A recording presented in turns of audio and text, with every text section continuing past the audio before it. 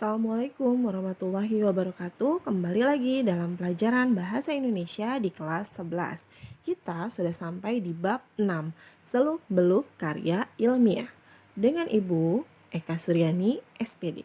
Kita mulai ya. Bab 6, Seluk-beluk karya ilmiah. A. Mengidentifikasi informasi, tujuan, dan esensi sebuah karya ilmiah yang dibaca. B. Merancang informasi, tujuan, dan esensi yang harus disajikan dalam karya ilmiah. C. Menganalisis sistematika dan kebahasaan karya ilmiah. D. Mengonstruksi sebuah karya ilmiah dengan memperhatikan isi, sistematika, dan kebahasaan. A. Mengidentifikasi informasi, tujuan, dan esensi sebuah karya ilmiah yang dibaca. Karya ilmiah. Karya ilmiah itu sendiri adalah karangan yang berisi laporan kegiatan ilmiah yang dituangkan secara sistematis. Karya ilmiah merupakan dokumen yang dapat dijadikan sumber rujukan, informasi, dan pengetahuan. Informasi di dalamnya berupa fakta atau teori yang telah diakui kebenarannya. Bentuk karya ilmiah berdasarkan tujuannya. 1. Karya ilmiah populer, seperti banyak tulisan yang ada di media massa. 2. Karya ilmiah semi formal, seperti banyak karya laporan dan makalah. 3. Karya ilmiah formal, seperti yang dibuat dalam skripsi, tesis, disertasi, dan sebagainya. Jenis karya ilmiah. 1. Makalah. Makalah adalah karya ilmiah yang menyajikan sebuah masalah yang penyelesaiannya mengandaikan bermacam-macam data yang ada di lapangan. 2. Artikel. Tulisan yang berisi pendapat subjektif yang penulisannya tentang suatu masalah atau peristiwa.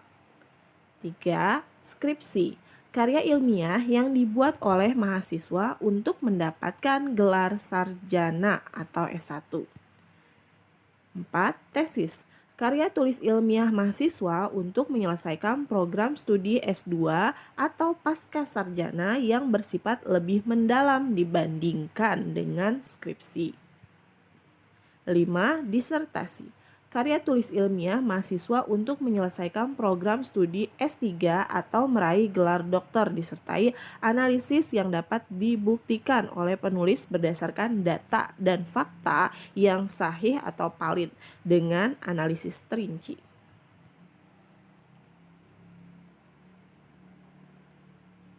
Tujuan penulisan karya ilmiah.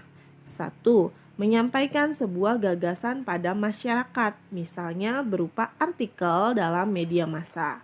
2. Sebagai syarat pencapaian akademis, misalnya berupa skripsi, tesis, dan disertasi. 3. Mendiskusikan sebuah gagasan pada sebuah diskusi ilmiah, misalnya makalah yang disusun untuk seminar, diskusi panel, dan simposium. 4. Sebagai sumber teori atau kaidah keilmuan suatu disiplin ilmu, misalnya berupa buku, teks pelajaran, atau mata kuliah. 5. Sebagai dokumen ilmiah hasil penelitian, misalnya berupa laporan penelitian atau jurnal. Unsur-unsur karya ilmiah. 1. Bagian pembuka. Berisi halaman judul, lembar pengesahan, kata pengantar, abstrak, daftar isi, daftar tabel, dan daftar lampiran. Bagian inti, bab 1, pendahuluan. 1. Latar belakang masalah. 2. Rumusan masalah. 3. Tujuan penulisan. 4. Manfaat penulisan. Bab 2. Kajian pustaka. Bab 3. Metode penelitian. 1. Rancangan penelitian. 2. Populasi dan sampel. 3. Teknik pengolahan data. 4. Prosedur penelitian. Bab 4. pembahasan. Bab 5 penutup, 1 kesimpulan, 2 saran. 3 bagian akhir, daftar pusaka, lampiran, dan indeks. B. Merancang informasi, tujuan, dan esensi yang harus disajikan dalam karya ilmiah. 1. Menentukan topik. Topik harus sesuai dengan minat peneliti. Penelitian terhadap topik tersebut harus dapat dilaksanakan. Terdapat faktor yang mendukung dalam penelitian atau kajian atas topik tersebut. 2. Menentukan tema.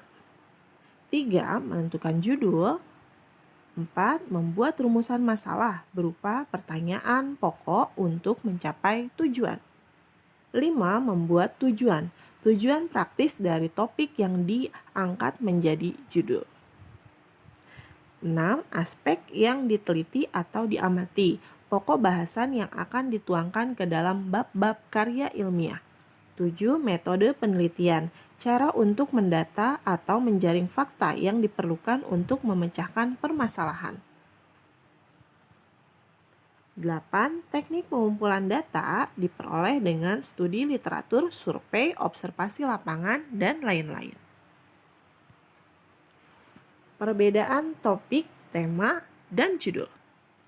Topik, pokok masalah yang dikemas ke dalam 2 kata, misalnya pencemaran lingkungan.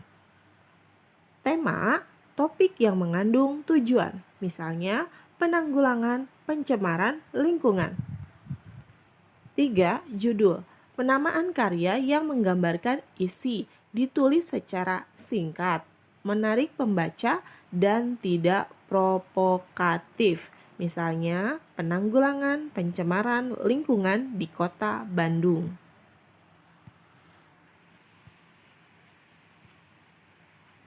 C. Menganalisis sistematika dan kebahasaan karya ilmiah. Karya ilmiah disusun dengan sistematika yang runtut. Hal tersebut bertujuan agar tidak terjadi pengulangan informasi dan memudahkan pembaca untuk memahami isi karya ilmiah tersebut. Karya ilmiah bersifat objektif. Hal tersebut ditandai oleh ragam bahasa dan kaidah kebahasaan yang digunakan. 1. Kata baku. Kata yang digunakan harus sesuai dengan kaidah kebahasaan yang berlaku. Contoh, kata sah, S-A-H, itu baku. Kalau kata syah, S-Y-A-H, berarti tidak baku. 2. Kalimat fakta. Kalimat yang berisi faktual berdasarkan kenyataan, peristiwa, dan suasana yang benar-benar terjadi. Contoh, Lama Kera merupakan sebuah perkampungan di pesisir Pulau Solor. 3. Gagasan utama. Ide atau gagasan permasalahan yang luas. Contoh, bila mendengar perburuan ikan paus, pikiran kita biasanya akan melayang ke desa Lamaera. Kalimat utamanya, maka gagasan utamanya adalah perburuan ikan paus. 4. Istilah asing. Istilah khusus yang menunjukkan sisi keilmiahannya, biasanya ditulis miring. Contoh, ikan pasu biru, Balenoptera muchlus. Tulisan Balenoptera muchlus itu harusnya miring. Jika tidak bisa miring, maka kalian bisa memberi garis bawah. Oke. Sistematika penulisan karya ilmiah. 1. Menggunakan kertas berukuran A4 21,5 cm dikali 39,7 cm dengan margin top 4 cm, left 4, bottom 3, dan right 4. 2. Pada judul bab menggunakan jenis font Times New Roman berukuran 14 dan dicetak tebal. 3. Pada subbab menggunakan font Times New Roman berukuran 12 dan dicetak tebal. 4. Spasi yang digunakan adalah 2 spasi. Mengonstruksi sebuah karya ilmiah dengan memperhatikan isi, sistematika, dan kebahasaan. Beberapa hal yang harus diperhatikan dalam merevisi karya ilmiah. 1. Huruf kapital. Digunakan pada awal kalimat, nama tempat, nama orang, agama, kitab suci, jabatan, nama instansi, bangsa, suku bangsa, dan lain-lain. 2. Huruf miring. Digunakan untuk istilah asing, bahasa asing, nama koran, nama majalah, dan lain-lain. 3. Kalimat efektif. Kalimat yang dapat menyampaikan informasi secara singkat, lengkap, dan mudah dipahami. 4. Kata depan. Kata-kata yang diletakkan sebelum kata benda, kata kerja, atau kata keterangan.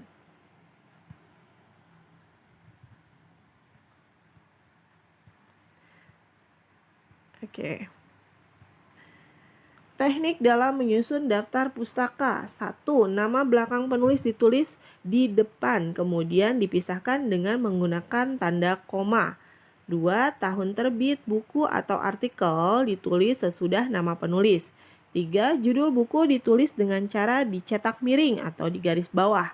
4. Kota terbit buku atau artikel. 5. Nama penerbit buku atau artikel. 6. Semua unsur tersebut dihubungkan dengan menggunakan tanda titik. Sedangkan untuk kota terbit buku dihubungkan dengan menggunakan titik 2. Contohnya Eka Suryani jadi Suryani, Eka, titik 2021, titik Bahasa Indonesia, titik Bogor, titik 2 Yudhistira, titik HLM 200. Terima kasih atas perhatiannya. Kurang lebihnya Ibu mohon maaf. Assalamualaikum warahmatullahi wabarakatuh.